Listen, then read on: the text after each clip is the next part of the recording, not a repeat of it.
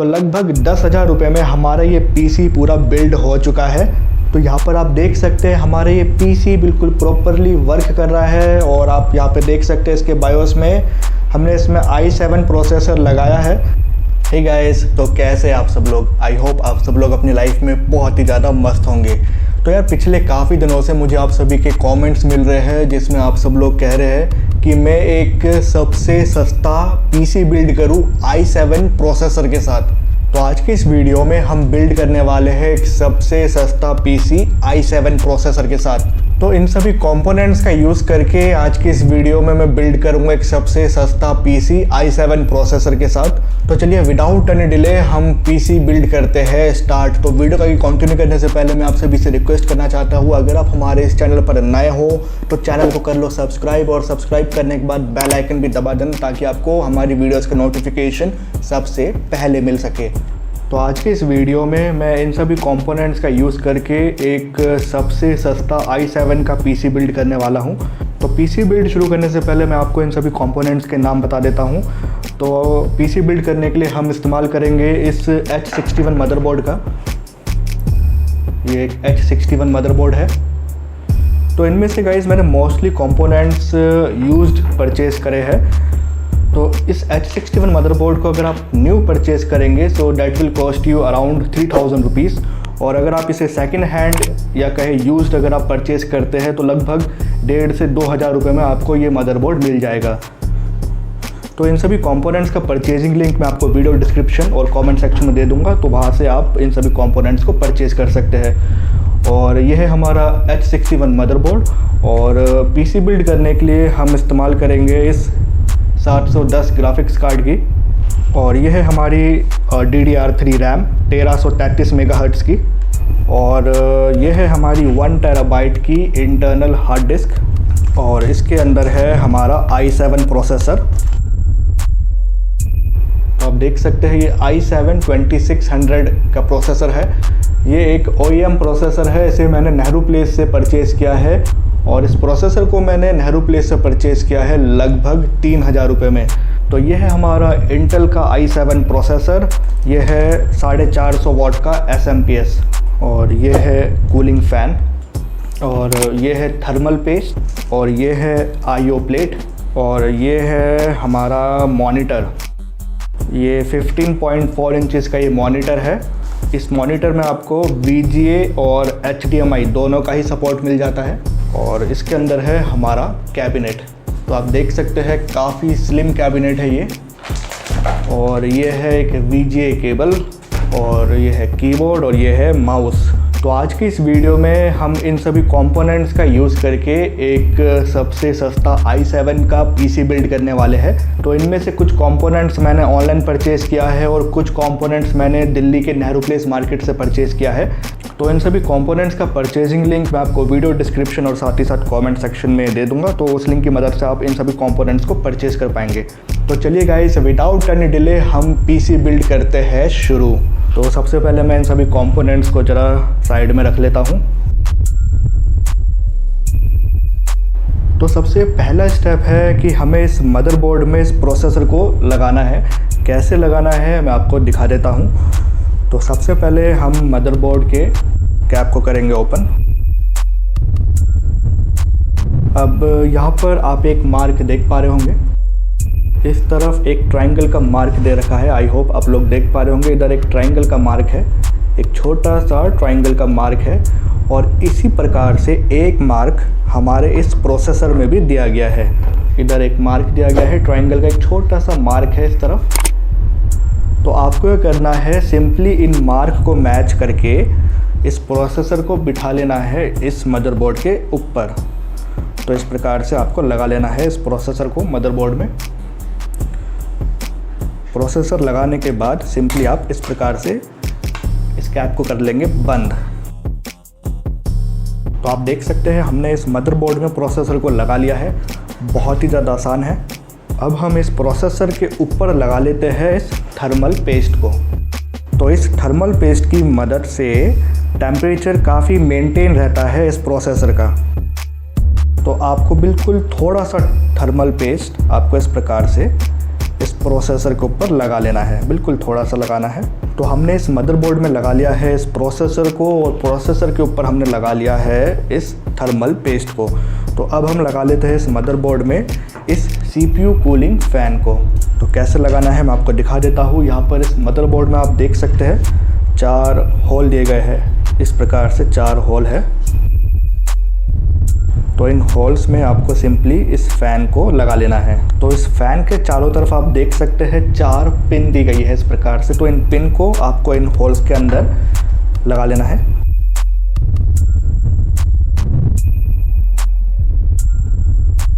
तो आप देख सकते हैं हमने CPU कूलिंग फ़ैन को भी मदरबोर्ड में लगा लिया है। अब इसकी केबल को आपको लगाना होगा इस मदरबोर्ड में। तो कहाँ लगाना है मैं आपको दिखा देता हूँ। तो इस मदरबोर्ड में यहाँ पर आप एक सॉकेट देख सकते हैं 4 पिन वाला। तो इस सॉकेट के आगे लिखा है CPU फ़ैन 1। आई होप आप देख पा रहे होंगे, यहाँ पे लिखा है CPU फ़ैन 1। तो इसी सॉकेट में लगेगी इसकी वायर। तो इस प्रकार से आपको इस CPU कूलिंग फ़ैन की केबल को आपको इस मदरबोर्ड में लगा लेना है। तो आप देख सकते हैं हमने मदरबोर्ड में प्रोसेसर लगा लिया है, प्रोसेसर के ऊपर थर्मल पेस्ट भी लगा लिया, और हमने CPU कूलिंग फ़ैन को भी लगा लिया है। तो अब हम इस मदरबोर्ड में लगा लेते हैं रैम को। तो ये मदरबोर्ड सपोर्ट करता है DDR3 रैम। तो ये 1333 मेगाहर्ट्ज़ की DDR3 रैम है। तो ये एक स्टिक 8 GB की है। और ये मदरबोर्ड गाइस, ये जो H61 मदरबोर्ड है, ये 16 GB तक रैम सपोर्ट करता है। तो चलिए अब हम इस मदरबोर्ड में लगा लेते हैं इस DDR3 रैम को। तो रैम आपको कैसे लगाना है मैं आपको दिखा देता हूँ। तो ये रैम जो स्टिक है ये लगेगी इधर। तो यहाँ पर आप देख सकते हैं रैम में एक कट है, ठीक है। और इसी प्रकार से एक कट जो है हमारे इस मदरबोर्ड में भी दिया गया है। तो इन कट्स को मैच करके आपको सिंपली इस रैम को इंसर्ट कर लेना है इस मदरबोर्ड में। तो जब ये रैम प्रॉपरली लग जाएगी, इसके जो लॉक है दोनों तरफ, ये लॉक अपने आप लग जाएगा और आप एक क्लिक की साउंड भी सुन पाएंगे। तो आप देख सकते हैं हमने रैम भी लगा लिया है। तो इस मदरबोर्ड में आप 2 स्टिक लगा सकते हैं। तो हम इसमें इस दूसरी स्टिक को भी लगा लेते हैं। तो गाइस इन सभी कंपोनेंट्स का परचेजिंग लिंक मैं आपको वीडियो डिस्क्रिप्शन और साथ ही साथ कमेंट सेक्शन में भी दे दूंगा। तो उस लिंक की मदद से आप 1 क्लिक में इन सभी कंपोनेंट्स को परचेज कर पाएंगे। तो इस मदरबोर्ड में हम 8 GB की रैम ऑलरेडी लगा चुके हैं। तो अब हम इसमें लगा लेते हैं ये 4 GB की रैम। तो जैसे आपने इस रैम को लगाया सेम उसी प्रकार से आपको इस दूसरी रैम को भी लगा लेना है। तो आप देख सकते हैं दोनों लॉक लग चुके हैं अच्छे से। तो अब हमें ज़रूरत पड़ेगी हमारे कैबिनेट की। तो आप देख सकते हैं काफ़ी स्लिम है ये कैबिनेट। तो इस कैबिनेट को मैंने परचेज़ किया है लगभग 1600 रुपये में। ये कैबिनेट मुझे इस SMPS के साथ ही मिला है।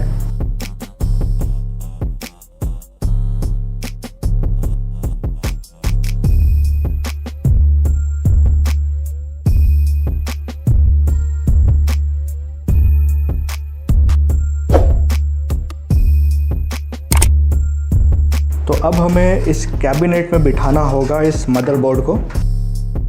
आप देख सकते हैं काफ़ी स्लिम ये कैबिनेट है। तो अब हमें इधर लगाना होगा इसकी IO प्लेट।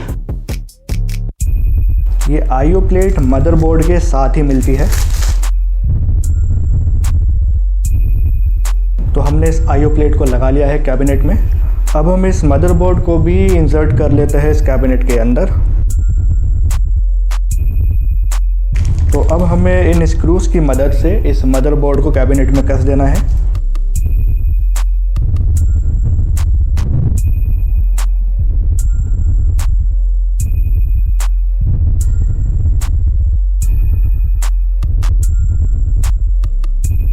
तो आप देख सकते हैं हमने इस मदरबोर्ड को कैबिनेट में बिल्कुल प्रॉपरली बढ़िया से लगा लिया है। तो अब हम इन केबल्स को लगा लेते हैं जो फ्रंट पैनल से जो निकल रही है इस कैबिनेट के। इन सभी केबल्स को अब हमें लगाना होगा इस मदरबोर्ड में। तो ये फ्रंट पैनल से आ रही है, ये आप देख सकते हैं फ्रंट पैनल से ये सभी केबल्स आ रही है। तो अब हम लगा लेते हैं इस USB केबल को। ये USB की केबल कहाँ लगेगी मैं आपको दिखा देता हूँ। तो यहाँ पर इधर दिया गया है USB का सॉकेट। सॉकेट के जस्ट नीचे लिखा भी है USB 1, ठीक है। तो इधर लगेगा हमारी ये USB की केबल। ये सभी केबल्स गाइज मैं दोबारा से बता देता हूँ, इस कैबिनेट के फ्रंट पैनल से आ रही है, ठीक है। तो अब हम इस USB की केबल को लगा लेते हैं इस मदरबोर्ड में। तो सिंपली आपको इस सॉकेट में लगा लेना है इस USB की केबल को। इस प्रकार से आप लगा लेंगे।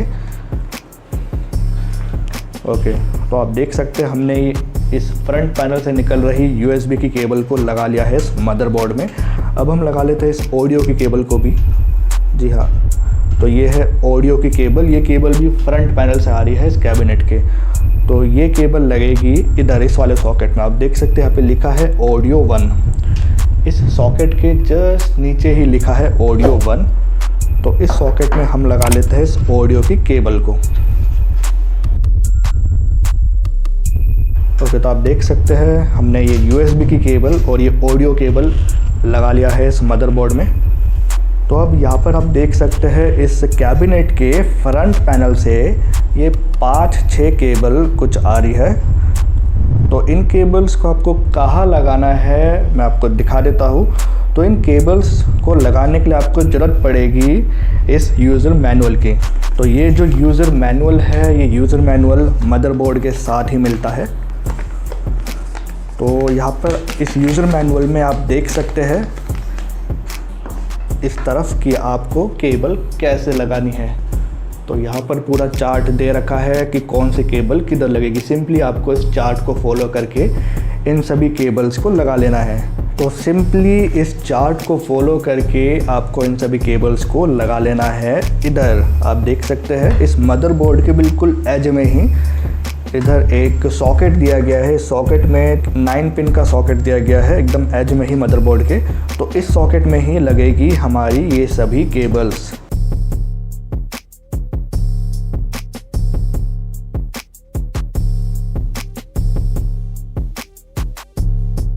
तो आप देख सकते हैं गाइस, हमने फ्रंट पैनल से निकल रही सभी केबल्स को हमने इस मदरबोर्ड में लगा लिया है। तो आप देख सकते हैं हमने मदरबोर्ड में फ्रंट पैनल से निकल रही सभी केबल्स को लगा लिया है। अब हम इस कैबिनेट में लगा लेते हैं SMPS को। तो ये है एक 450 वाट का SMPS। तो इस SMPS को अब हमें लगाना होगा इस कैबिनेट में।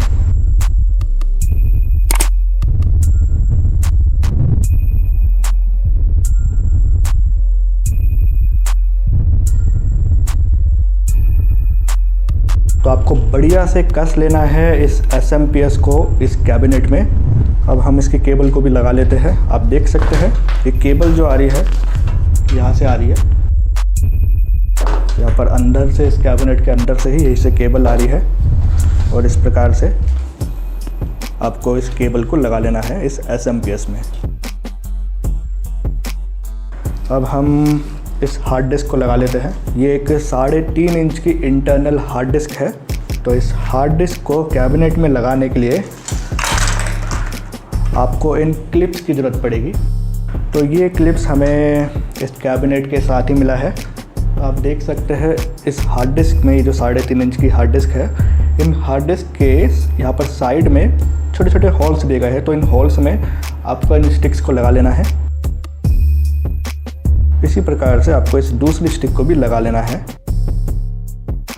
तो चलिए अब हम इस हार्ड डिस्क को लगा लेते हैं इस कैबिनेट के अंदर। इधर हार्ड डिस्क का कंपार्टमेंट दिया गया है।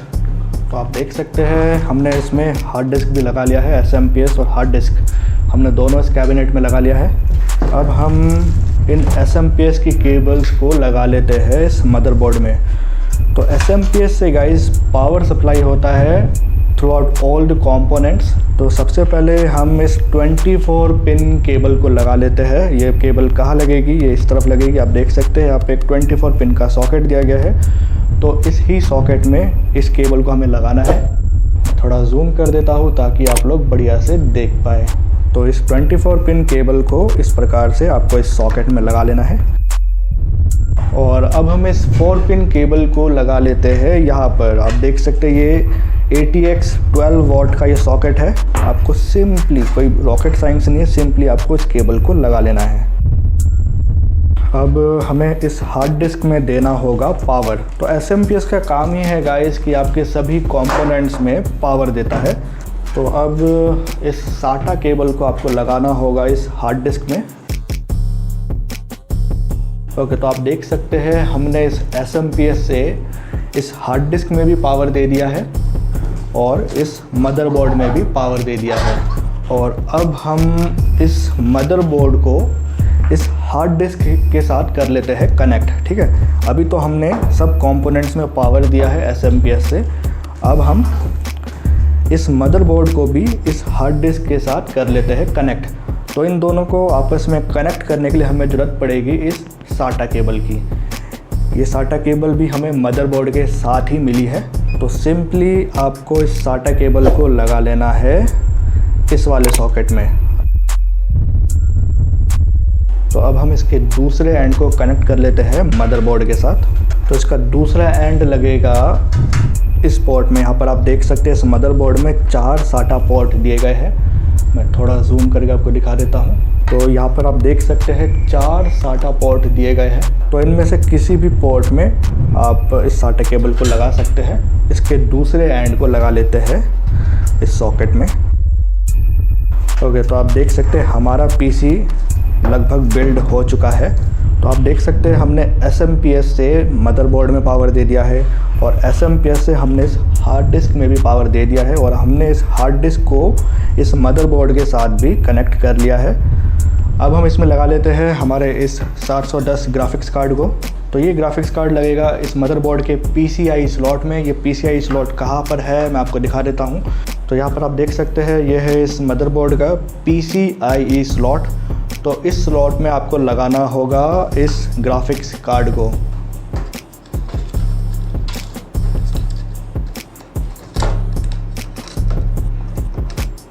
तो आपको बढ़िया से केबल मैनेजमेंट करने के बाद सिंपली आपको इस कैबिनेट को कर लेना है बंद। तो आप देख सकते हैं हमारा ये सबसे सस्ता PC जिसमें हमने लगाया है इंटेल का i7 प्रोसेसर, वो पूरा बिल्ड हो चुका है। तो चलिए अब हम इस CPU को सबसे पहले हम कनेक्ट करते हैं मॉनिटर के साथ और उसके बाद हम देखेंगे क्या ये CPU प्रॉपरली वर्क कर रहा है या नहीं। तो गाइस मैं आपको दोबारा से बता देता हूँ, अगर आप भी इन सभी कंपोनेंट्स को परचेज़ करना चाहते हैं तो मैं वीडियो डिस्क्रिप्शन और साथ ही साथ कमेंट सेक्शन में इन सभी कंपोनेंट्स का परचेजिंग लिंक मैं शेयर कर दूंगा। तो उस लिंक की मदद से आप 1 क्लिक में इन सभी कंपोनेंट्स को परचेज करके अपना खुद का एक PC बिल्ड कर पाएंगे। तो इस प्रकार से हम इस VGA केबल को लगा लेते हैं इस मॉनिटर में। तो इस VGA केबल की एक एंड लगेगी इस मॉनिटर में और दूसरा एंड लगेगा इसका इस CPU में। तो यहाँ पर आप देख सकते हैं हमारा PC बिल्कुल रेडी हो चुका है। हमने इस मॉनिटर और इस CPU में दोनों में ही पावर दे दिया है और दोनों को ही हमने साथ में कनेक्ट कर लिया है with the help of VGA cable. तो चलिए अब हम इस कीबोर्ड और इस माउस को भी लगा लेते हैं हमारे इस PC के साथ। तो चलिए अब हम इस CPU को करते हैं ऑन। तो आप देख सकते हैं हमारा ये PC ऑन हो चुका है। तो यहाँ पर आप देख सकते हैं हमारा ये PC बिल्कुल प्रॉपरली वर्क कर रहा है। अभी हमने इस PC में विंडोज़ को इंस्टॉल नहीं किया है। यहाँ पर मैं आपको इसका बायोस दिखा देता हूँ। तो यहाँ पर आप देख सकते हैं हमारा ये PC बिल्कुल प्रॉपरली वर्क कर रहा है। इस PC में हमने i7 का प्रोसेसर लगाया है। आप यहाँ पे देख सकते हैं इस प्रोसेसर की क्लॉक स्पीड है 3.4 गीगाहर्ट्ज़। तो यहाँ पर आप सभी स्पेसिफिकेशन देख सकते हैं इस PC की। तो यहाँ पर गाइस आप देख सकते हैं हमारा ये PC बिल्कुल प्रॉपरली वर्क कर रहा है। अब हमें इस PC में बस विंडोज़ ऑपरेटिंग सिस्टम को इंस्टॉल करना होगा। इस पर गाइस मैं पहले से ही एक वीडियो बना चुका हूँ कैसे आपको विंडोज़ 10 प्रो ऑपरेटिंग सिस्टम को इंस्टॉल करना होता है अपने न्यूली असेंबल्ड PC में। तो ऊपर दिए गए आई बटन पे क्लिक करके आप उस वीडियो को देख सकते हैं। उस वीडियो में मैंने बिल्कुल डिटेल में बताया है कैसे आपको विंडोज़ 10 प्रो ऑपरेटिंग सिस्टम को पहले तो डाउनलोड करना होता है, डाउनलोड करने के बाद कैसे आप अपने PC में विंडोज़ 10 प्रो को इंस्टॉल कर पाएंगे। तो इस वीडियो का लिंक मैं आपको वीडियो डिस्क्रिप्शन और साथ ही साथ कमेंट सेक्शन में भी दे दूंगा। और अगर इस PC के प्राइस की अगर हम बात करें तो लगभग 10,000 रुपये का खर्चा मुझे आया है इस PC को बिल्ड करने में। इस PC के लिए कुछ कंपोनेंट्स मैंने ऑनलाइन मंगाए थे और कुछ कंपोनेंट्स मैंने दिल्ली के नेहरू प्लेस मार्केट से परचेज़ किया था। तो लगभग 10,000 रुपये में हमारा ये PC पूरा बिल्ड हो चुका है। तो गाइस आज की इस वीडियो में आपने सीखा कैसे आप खुद से एक पीसी बिल्ड कर सकते हैं। तो गाइस इस पीसी में वाईफाई कनेक्टिविटी के लिए हम इस्तेमाल करने वाले हैं इस वाईफाई डोंगल का। ये वाईफाई डोंगल 150 से 200 रुपये में आपको ऑनलाइन या ऑफलाइन भी मिल जाएगा। तो सिंपली इस वाईफाई डोंगल को आपको लगाना होगा इस CPU के USB स्लॉट में। तो इस वाईफाई डोंगल की मदद से आप इस पीसी में वाईफाई का भी यूज़ कर पाएंगे। तो गाइस आज की इस वीडियो में आपने सीखा कैसे आप खुद से घर पर एक पीसी बिल्ड कर सकते हैं। तो अगर आज की वीडियो आपको थोड़ी सी भी पसंद आई हो और अगर आज की वीडियो आपके लिए थोड़ी सी भी हेल्पफुल रही हो, प्लीज़ आज की इस वीडियो को करना लाइक और ज़्यादा से ज़्यादा लोगों तक आज की इस वीडियो को करना शेयर। और अगर आप हमारे इस चैनल पर नए हो तो हमारे इस चैनल को कर लो सब्सक्राइब, क्योंकि हम आपके लिए डेली ऐसी लेटेस्ट और इंटरेस्टिंग वीडियोस लेकर आते हैं। हमारे चैनल को सब्सक्राइब करने के बाद आप बेल आइकन भी ज़रूर दबा देना ताकि आपको हमारी वीडियोस का नोटिफिकेशन सबसे पहले मिल सके। तो मिलते हैं गाइस बहुत जल्द एक और नई वीडियो के साथ, तब तक के लिए नमस्कार।